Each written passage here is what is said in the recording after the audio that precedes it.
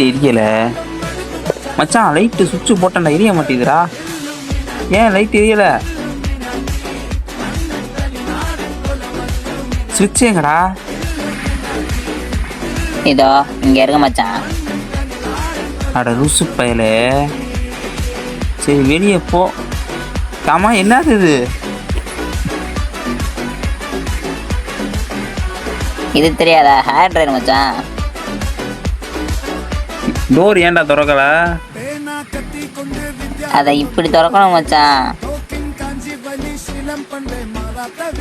ஆமா இங்க இருந்த விண்டோ எங்க?